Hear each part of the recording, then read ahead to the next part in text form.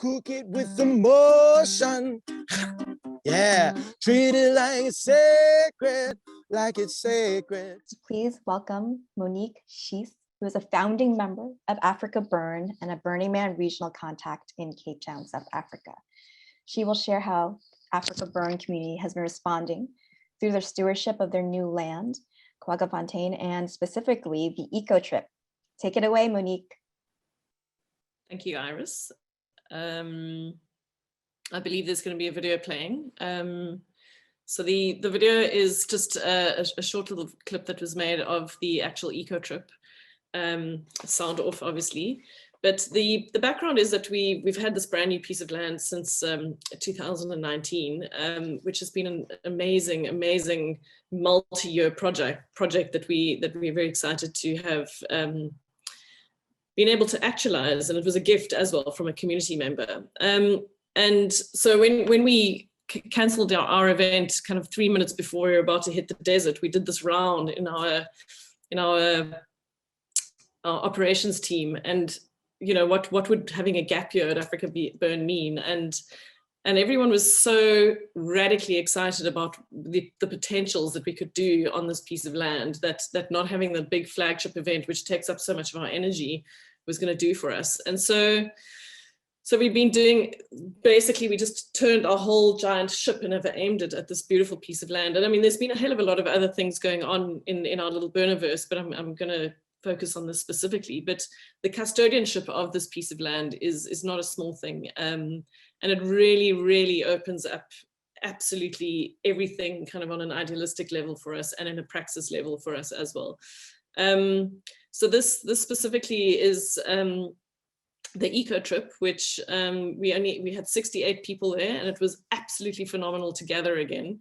And it's part of a broader umbrella of kind of turning our attention at the kind of environmental imperative, which obviously we've done through the years, but we can really accelerate and amplify that aspect of what we do in the world around efficiencies and circular economy systems, and how we, you know, run the event, and how we turn our whole focus from being this 1 week event in the desert into a much bigger 365 days a year project. But the umbrella is eco restoration, because the land is very denuded ecologically from many years of extractive farming, which offers us a fantastic opportunity. It really does, because it's an opportunity to take all of that amazing energy that we have from many years of doing what we do in the desert, and aim it at a very brave project, which is taking this place that has been really abused actually for many years, and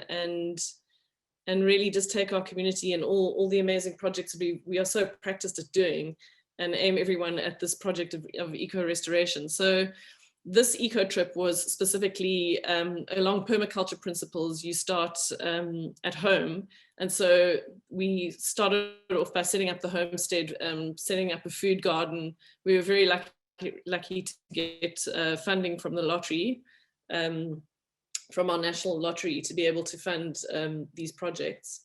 I see the video has stopped. Oh no, there we go. And so we've started our permaculture garden and the composting systems, and kind of installing our solar systems. And obviously there was an art element, and it was participatory. People brought their gifts, and it was really amazing. And obviously this piece of land is so large that it's quite safe for us to gather there. And we've been doing sort of all sorts of iterations,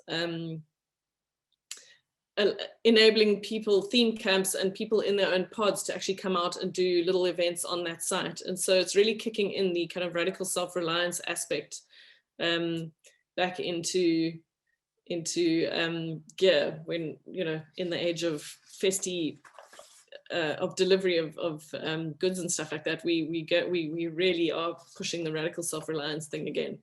And it's really just an incredible blank canvas. We've been given this incredible opportunity. But you know, in entering into this custodianship of this land, we do recognize the South African context of privilege and dispossession. And so we've been setting up all these kind of layers of constitution on top of owning this piece of land, where we're questioning ourselves, like, we're treating the piece of land as if it's in its personhood, which is earth jurisprudence. And so asking ourselves constantly, what are we gifting back to the land? What are we gifting back to the whole? And from this, all these beautiful events are starting to take shape. And so we've got a very, very basic, tiny infrastructure out there, which is enabling people to come and plug in and really take ownership of this place. And really the aim is to do the bravest and most transformational thing that we can do with that land, particularly in the South African context, in terms of the environmental issues and in terms of our history of dispossession and current, not only the history of dispossession, but also current dispossession. So, and hopefully we're gonna do the best thing possible and it'll move horizontally out into the world.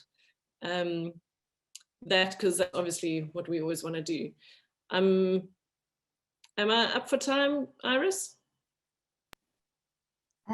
Yes, you're up for time. Okay. You want to close it? Well, thank you, Monique, for sharing about the eco trip and this really amazing opportunity through stewarding this new piece of land, Quaggafontein. Cook it with emotion. Yeah, treat it like it's sacred, like it's sacred. Cook it with emotion. You gotta cook it, treat it like it's sacred. Gonna make some music together. Beautifuls, it is fantastic to see you again.